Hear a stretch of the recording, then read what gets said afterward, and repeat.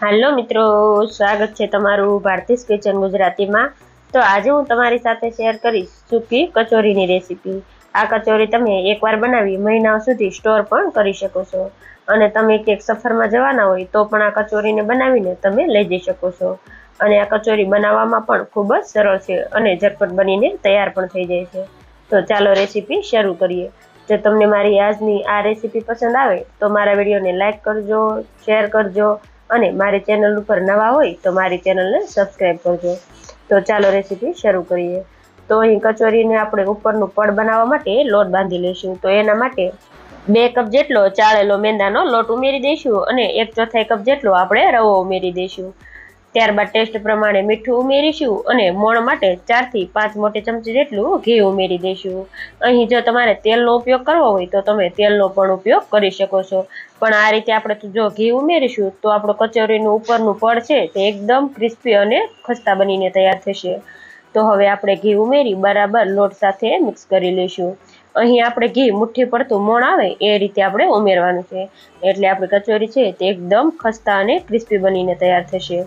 તો આ રીતે આપણે મુઠ્ઠી પડતું મોણ દઈ દીધું છે। તો હવે આપણે તેની અંદર હલકું ગરમ પાણી ઉમેરતા જઈ આપણે લોટ બાંધી લઈશું। અહીં આપણે આ લોટ બાંધતી વખતે થોડો રવો પણ ઉમેરેલો છે, જેથી આપણી કચોરી છે તે એકદમ ક્રિસ્પી એવી બનીને તૈયાર થશે। તો અહીં આપણે કચોરીનો લોટ છે તે બહુ કઠણ નથી બાંધવાનો, પરંતુ મીડિયમ સોફ્ટ રહે તેવો આપણે લોટ બાંધીને તૈયાર કરવાનો છે। તો આપણે એકદમ સરસ એવો લોટ બાંધીને તૈયાર કરી લઈશું। તો તમે જોઈ શકો છો મેં મીડિયમ સોફ્ટ એવો કચોરીનો લોટ બાંધીને તૈયાર કરી લીધો છે। તો હવે આપણે તેની ઉપર ભીનું કપડું ઢાંકીને આપણે લોટને 15 થી 20 મિનિટ સુધી લોટને રેસ્ટ થવા માટે રાખી દઈશું। તો જ્યાં સુધી આપણો લોટ રેસ્ટ થાય છે ત્યાં સુધીમાં આપણે કચોરીનો મસાલો બનાવી લઈશું।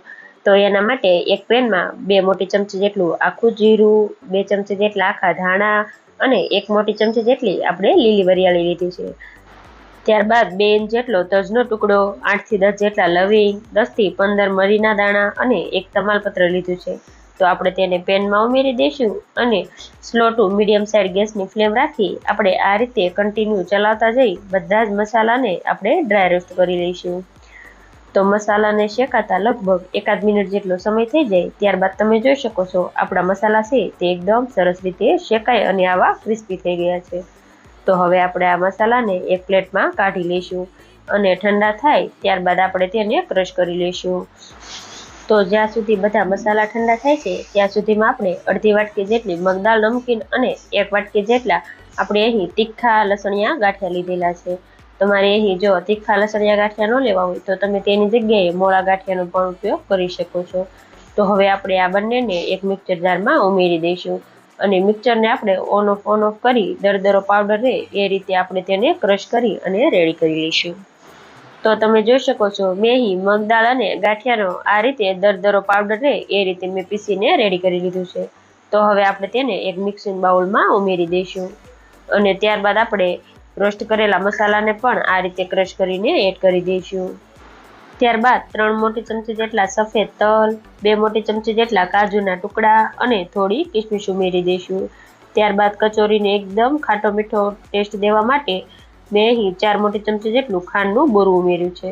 ત્યારબાદ 3 મોટી ચમચી જેટલો આંબલીનો પલ્પ ઉમેરી દઈશું।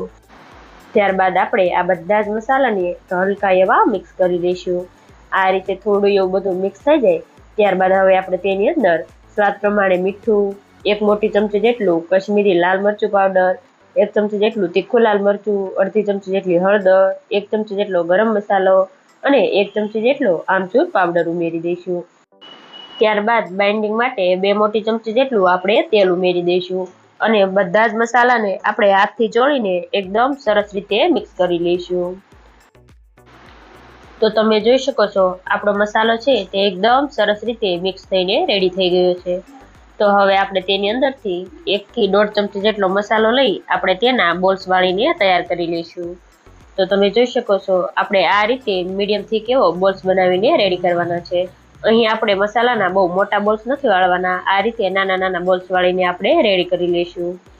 તો તમે જોઈ શકો છો મેં મસાલાના બધા જ બોલ્સ વાળીને રેડી કરી લીધા છે અને લોટને રેસ્ટ થતાં 15 થી 20 મિનિટ જેટલો સમય પણ થઈ ગયો છે। તો હવે આપણે લોટને ખોલી લઈશું અને તમે જોઈ શકો છો આપણા લોટ ઉપર આ રીતે વ્હાઈટ સ્પોટ પણ આવી ગયા છે. મીન્સ કે આપણો લોટ છે તે એકદમ સરસ રીતે રેસ્ટ થઈ ગયો છે. તો હવે આપણે તેની ઉપર 1 ચમચી જેટલું તેલ ઉમેરી લોટને આપણે એકદમ સરસ રીતે 4 થી 5 મિનિટ સુધી મસળી લઈશું. એટલે આપણો લોટ છે તે એકદમ સરસ સોફ્ટ એવો થઈ જશે. તો તમે જોઈ શકો છો 4 થી 5 મિનિટ સુધી લોટને મસળ્યા બાદ આ રીતે આપણો લોટ છે તે એકદમ સરસ રીતે સોફ્ટ એવો થઈ ગયો છે. તો હવે આપણે તેમાંથી થોડો લોટ લઈ લઈશું અને મીડિયમ થીક એવો લુવો બનાવીને તૈયાર કરી લઈશું. અને હવે તૈયાર થયેલા લુવાને આપણે પાટલી ઉપર રાખી દઈશું અને વેલણની મદદથી આપણે મીડિયમ થીક એવી નાની પૂરી વણીને તૈયાર કરી લઈશું. તો અહીં આપણે આ પૂરી છે તે વધારે પડતી પતલી ન થઈ જાય તેનું ખાસ ધ્યાન રાખવાનું છે. તો તમે જોઈ શકો છો આપણે આ રીતે મીડિયમ થીક એવી પૂરી વણીને તૈયાર કરી લીધી છે. તો હવે આપણે આ તૈયાર થયેલી પૂરી ઉપર જે મસાલાના આપણે બોલ્સ વાળીને રાખ્યા છે તેમાંથી એક બોલ્સ રાખી દઈશું અને આ રીતે આપણે આંગળીઓની મદદથી નાની નાની ચીપટીઓ લેતા જઈશું અને આપણે અહીં આ રીતે પોટલી વાળીને રેડી કરી લઈશું. અને વધારાનો જે લોટ છે તેને આપણે કાઢી લઈશું અને કચોરી બનાવીને આપણે તૈયાર કરી લઈશું. તો આ રીતે વધારાનો લોટ કાઢી આપણે તેને ઉપરથી એકદમ સરસ એવું પેક કરી દઈશું અને આ રીતે થોડું આપણે ગોળ એવો શેપ આપી દઈશું. તો તમે જોઈ શકો છો આપણી આ કચોરી બનીને રેડી થઈ ગઈ છે. તો હવે આપણે આ જ રીતે બીજી બધી જ કચોરી છે તેને બનાવીને તૈયાર કરી લઈશું. તો આ રીતે લોટમાંથી મીડિયમ થીક એવી પૂરી વણી લઈશું અને ઉપર મસાલાનો બોલ્સ રાખી દઈશું અને બધી જ બાજુથી આપણે એકદમ સરસ રીતે કચોરીને પેક કરી દઈશું. તો અહીં આપણે આ કચોરી બનાવતી વખતે કચોરીને ઉપરથી એકદમ સરસ એવી આપણે પેક કરી લેવાની છે. નહીંતર તે તળતી વખતે તેલમાં છે તે છૂટી પડી જશે અને તેમાં તેલ ભરાઈ જશે અને આપણી કચોરી છે તે બરાબર નહીં બને. તો તમે જોઈ શકો છો મેં બધી જ કચોરીને એકદમ સરસ રીતે બનાવીને તૈયાર કરી લીધી છે. તો હવે આપણે તેને તળી લઈશું. તો કચોરીને તળવા માટે મેં અગાઉ જ તેલ ગરમ કરવા માટે રાખી દીધું હતું. તો તેલ આપણું એકદમ સરસ એવું ગરમ થઈ ગયું છે. તો હવે આપણે તેની અંદર કચોરીને ઉમેરી દઈશું અને કચોરીને તળાતા 1 થી 1.5 મિનિટ જેટલો સમય થઈ જાય એટલે આપણે ચમચીની મદદથી આ રીતે કચોરીને ફેરવી લઈશું અને વધુ 7 થી 8 મિનિટ સુધી કચોરીને તળાવવા દઈશું. તો અહીં આપણે આ કચોરીને તળતી વખતે ગેસની ફ્લેમ છે તે મીડિયમ ટુ સ્લો સાઈડ જ રાખવાની છે.